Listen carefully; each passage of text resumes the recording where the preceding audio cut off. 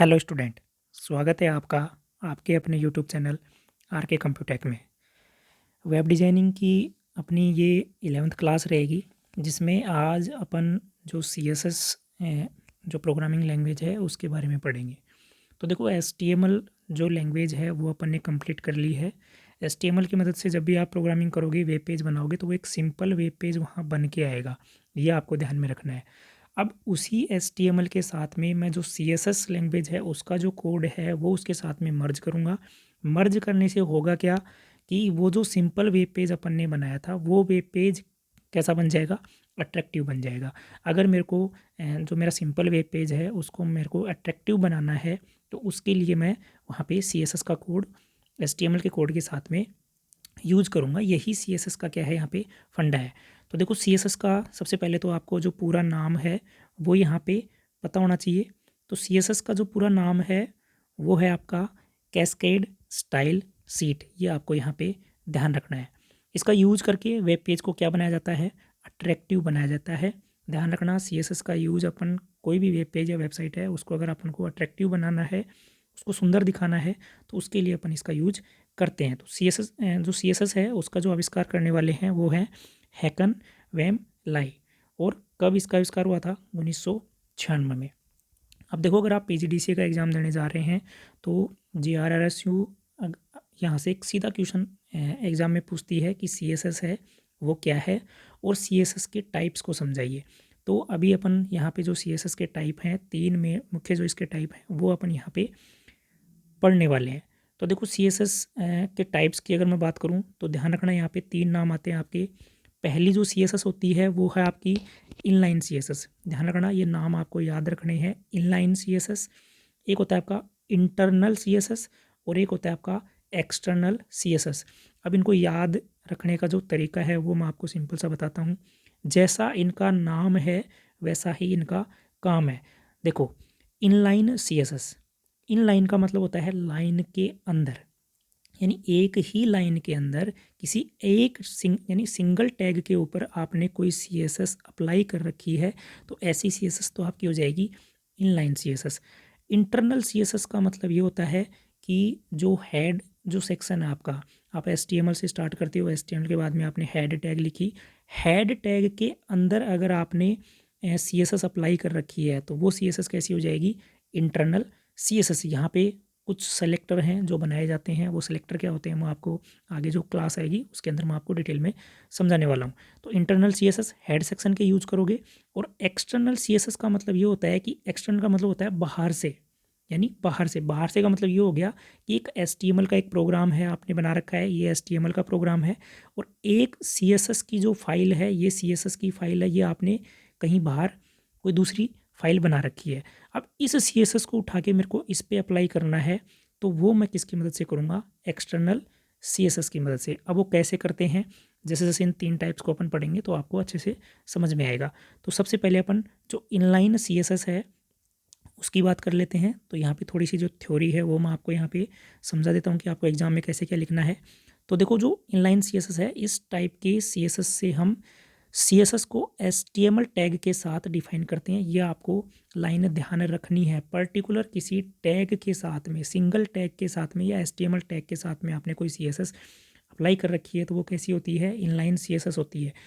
यही चीज़ अपन ने यहाँ पे लिखी कि HTML टैग के साथ इस CSS को क्या किया जाता है, डिफाइन किया जाता है, यानी लागू किया जाता है। इनलाइन CSS में हम स्टाइल एट्रीब्यूट का यूज़ करते हैं। ध्यान रखना कौन से, यानी CSS को डिफाइन करने के लिए किस एट्रीब्यूट का यूज़ किया जाता है, तो वहाँ पे ये वाला जो नाम है वो आपको याद रखना है। यहाँ स्टाइल एट्रीब्यूट में प्रॉपर्टी, ध्यान रखना, जो एट्रीब्यूट आपने लगाया है स्टाइल, उसकी कोई ना कोई प्रॉपर्टी होगी, और उस प्रॉपर्टी की कोई ना कोई क्या होगी, वहाँ पे वैल्यू होगी।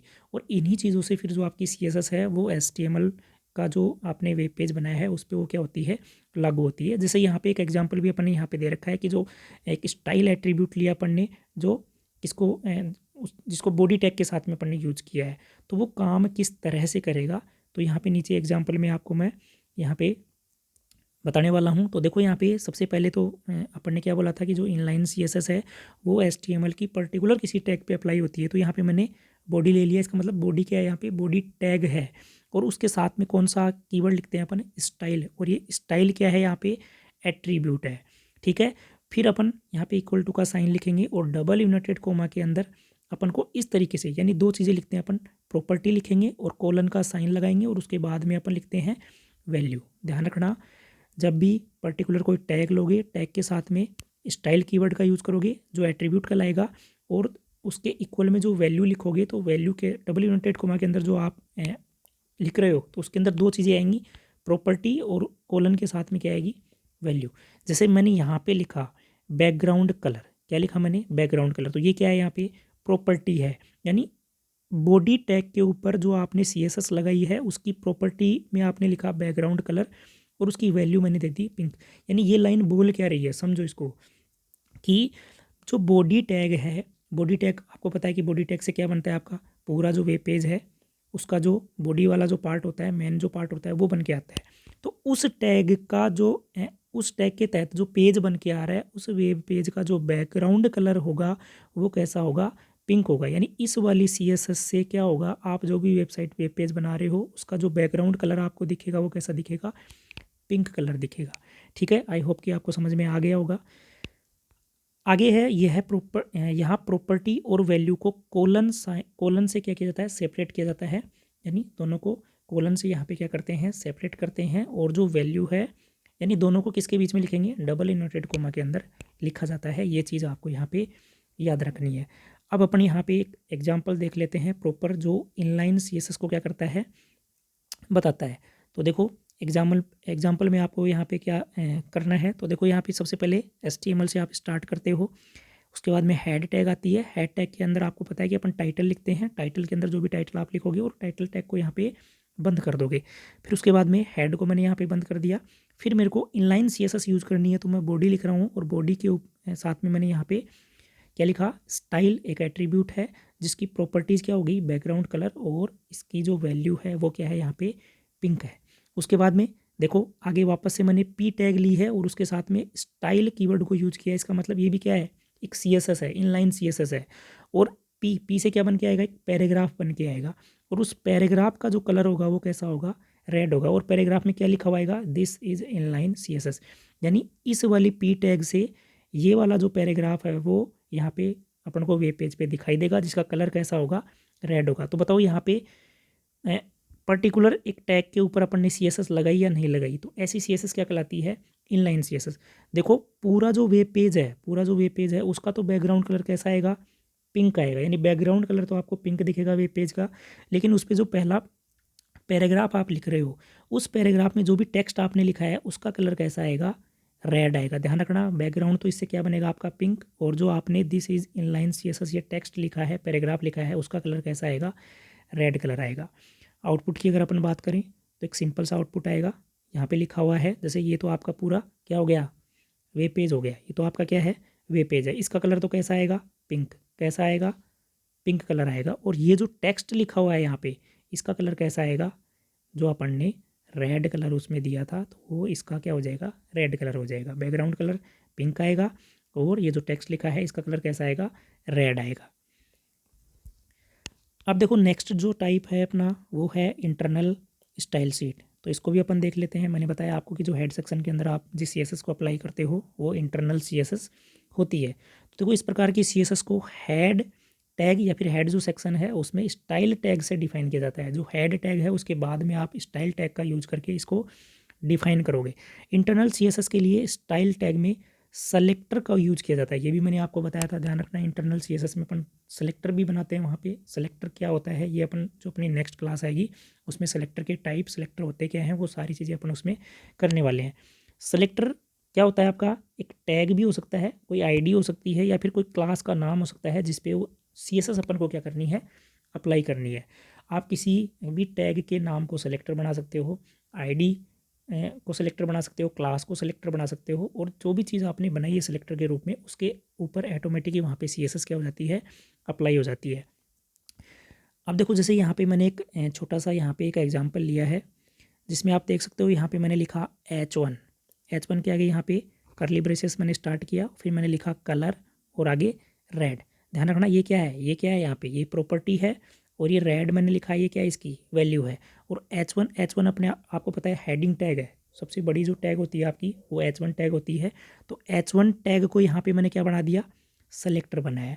तो अब इससे होगा क्या, इससे होगा क्या कि नीचे प्रोग्राम में जैसे मान लो आपने एक बहुत बड़ा प्रोग्राम लिखा और उसमें आपने H1 को 5 से 6 बार यूज किया है, यानी H1 टैग को 5 से 6 बार आपने यूज किया है और उसके अंदर अलग अलग आपने टेक्स्ट लिखा है, तो ऑटोमेटिक ये वाली जो प्रॉपर्टी है वो जो H1 आपने 5 बार लिखी है उन पे क्या हो जाएगी, अप्लाई हो जाएगी। इसका मतलब कोड अपना थोड़ा सा क्या हो गया, अब छोटा हो गया। अपन को बार बार नहीं दर्शाना पड़ा कि H1 पे मेरे को ये कलर देना है, ये कलर देना है। एक ही जगह आपने सेलेक्टर बनाया और उस पर जो इंटरनल CSS है वो आपने अप्लाई करी और उससे अपना जो काम है वो क्या हो गया, आसान हो गया। अब अगर एग्जांपल की बात करूँ मैं इसमें, तो वो आप देख सकते हो यहाँ पे कि सबसे पहले HTML लिखेंगे। HTML के अंदर हेड के अंदर मैंने बताया आपको क्या लिखते हो आप, स्टाइल जो टैग है उसको स्टार्ट करते हो। यहाँ पे बॉडी लिखा, फिर करली ब्रेसेस है, ये यहाँ पे क्या है, सेलेक्टर है, ये यहाँ पे क्या है, सेलेक्टर है। और सेलेक्टर को पहचानने का तरीका यही है, करली ब्रेसेस से पहले बाहर आपको कोई भी टैग दिखे तो समझ जाना वो क्या है, सेलेक्टर है। और बैकग्राउंड कलर में आप क्या लिखोगे, यहाँ पे येलो लिखा। येलो लिखने के बाद में यहाँ पे नीचे जब आप नीचे आओगे उसके बाद में एक और सेलेक्टर बनाया मैंने H1 के नाम से। मल्टीपल सेलेक्टर आप एक प्रोग्राम में बना सकते हो। और H1 के साथ में मैंने यहाँ पे कलर और इसमें रेड दिया और उसका जो मार्जिन है लेफ़्ट और साथ में 40 पिक्सल मैंने यहाँ पे रखा है। उसके बाद में जो स्टाइल है उसको मैंने बंद कर दिया, यहाँ पे स्टाइल को बंद कर दिया, हेड को बंद कर दिया। अब मेरा जो मेन जो प्रोग्राम है वो मैं स्टार्ट करूँगा, वो मैं बॉडी के अंदर लिखूँगा। तो यहाँ पे सबसे पहले मैंने H1 लिया, H1 के अंदर मैंने एक हेडिंग लिखी है ये, और एक मैंने पैराग्राफ लिया है और इस पैराग्राफ के अंदर भी मैंने एक पैराग्राफ यहाँ पे लिख दिया। तो देखो जो ये H1 है, ये जो H1 अपन ने यहाँ पे लिखा है, इस H1 ये जो लिखाएगा आपको वेब पेज में दिखेगा वो इस वाली CSS के अकॉर्डिंग दिखेगा, इस वाली CSS के अकॉर्डिंग ये दिखेगा। और P का तो अपन ने कुछ बनाया ही नहीं है, P का अपन ने कुछ नहीं बनाया, तो P तो क्या आएगा आपका, नॉर्मल जैसा आपने टेक्स्ट लिखा है वैसा का वैसा ही आएगा। और ऊपर जो बॉडी टैग है, बॉडी के साथ में आपने बैकग्राउंड येलो, यानी जो वेब पेज है, वेब पेज का जो बैकग्राउंड कलर आएगा वो कैसा आएगा, येलो कलर आएगा। आउटपुट से मैं आपको समझाता हूँ। यहाँ पे देखो ये तो क्या है, ये तो H1 से लिखा था आपने, H1 से लिखा था, तो H1 में सेलेक्टर में जो भी आपने प्रॉपर्टी दी है उसके अनुसार लिखा हुआ आएगा ये वाला। और ये आपका P टैग से है, P टैग पे तो आपने कोई CSS अप्लाई नहीं करी है, तो ये क्या आएगा आपका नॉर्मल टेक्स्ट के रूप में।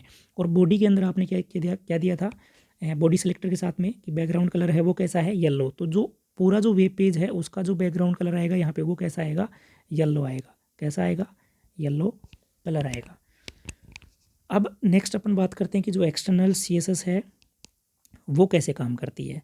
तो देखो एक्सटर्नल CSS है लिखने के लिए हमें अलग से एक फ़ाइल क्रिएट करनी पड़ती है जिसे .css एक्सटेंशन से सेव करना पड़ता है, ये आपको ध्यान रखना है। एक्सटर्नल का मतलब होता है बाहर से, यानी अब यहाँ पे दो फाइलें बनेंगी आपकी, एक CSS की फ़ाइल बनाओगे और एक HTML नॉर्मल जो आप प्रोग्राम लिखते हो वो आपकी फ़ाइल रहेगी। और जो .css की जो फाइल आपने बनाई है उसको आपको लिंक करवाना है आपकी HTML की फ़ाइल से। तो ये वाला जो सिनेरियो है वो बन जाएगा आपका एक्सटर्नल स्टाइल शीट। इस .css फाइल को कई HTML फाइलों के साथ लिंक करने के लिए एक्सटर्नल स्टाइल शीट का यूज किया जाता है। यहाँ फाइल को लिंक करने के लिए लिंक टैग का यूज किया जाता है, ये आपको यहाँ पे याद रखना है। ध्यान रखना, जब भी एक्सटर्नल CSS की बात आएगी तो लिंक करने के लिए कौन सी टैग का यूज करोगे, लिंक का। और लिंक टैग के साथ में कुछ एट्रीब्यूट यूज होते हैं यहाँ पे, ठीक है, और जिसकी वैल्यू में क्या लिखा जाता है, स्टाइल शीट, ठीक है, जिसे हेड टैग में डिफाइन किया जाता है। एग्जाम्पल से अच्छे से समझोगे। एग्जाम्पल की अगर मैं बात करूँ यहाँ पे तो देख सकते हो, यहाँ पे सबसे पहले मैं एक HTML का जो मुख्य प्रोग्राम है वो यहाँ पे मैंने लिखा है HTML हेड के अंदर मैंने क्या बताया आपको, लिंक लिखते हैं अपन, लिंक। और REL एट्रीब्यूट का यूज करते हैं, उसके अंदर लिखते हैं अपन स्टाइल शीट, ये फिक्स है। H रेफरेंस में आप लिखोगे जो एक्सटर्नल CSS आपने बनाई है एक फ़ाइल, उसका जो भी नाम आपने दिया है, जो इस नाम से उसको आपने सेव की है वो वाला नाम आपको यहाँ पे डालना होगा। जैसे मैंने एक फ़ाइल बनाई एक्सटर्नल .css के नाम से, तो वो मैंने यहाँ पे लिख रखी है। हेड सेक्शन को मैंने बंद कर दिया, बॉडी को स्टार्ट किया, H1 में मैंने एक हेडिंग बनाई और पैराग्राफ में मैंने एक पैराग्राफ लिखा है और बॉडी को मैंने यहाँ पे बंद कर दिया, HTML को बंद कर दिया। तो ये मेरी एक क्या बन गई, HTML की फ़ाइल बन गई जिसका एक आउटपुट आएगा। लेकिन इस पर जो CSS अप्लाई होगी यहाँ पे, वो CSS वो अप्लाई होगी जो इस वाली एक्सटर्नल .css फाइल में लिखी हुई है। तो ये फाइल भी मैं आपको दिखा देता हूँ कि इसमें मैंने कौन सी CSS है वो अप्लाई करी है। तो यहाँ पे आप देख सकते हो जो मेरी एक्सटर्नल .css की जो फाइल है उसके अंदर मैंने बॉडी के साथ में ये चीज़ें लिख रखी हैं, बैकग्राउंड कलर, और उसका कलर मैंने दिया है येलो। यानी अब जो आउटपुट आएगा, आउटपुट बन के आएगा, तो ये जो इसका बैकग्राउंड कलर बनेगा यहाँ पे आउटपुट में, जो बैकग्राउंड कलर बनेगा, इसका जो बैकग्राउंड कलर बनेगा वो कैसा बनेगा, येलो बनेगा। लेकिन इसने CSS उठाई कहाँ से है, बाहर से उठाई है, इसलिए इसको क्या बोलते हैं, एक्सटर्नल CSS बोलते हैं। बाकी इन पे कोई CSS थी नहीं, तो वो CSS इन पे अप्लाई यहाँ पे नहीं होगी।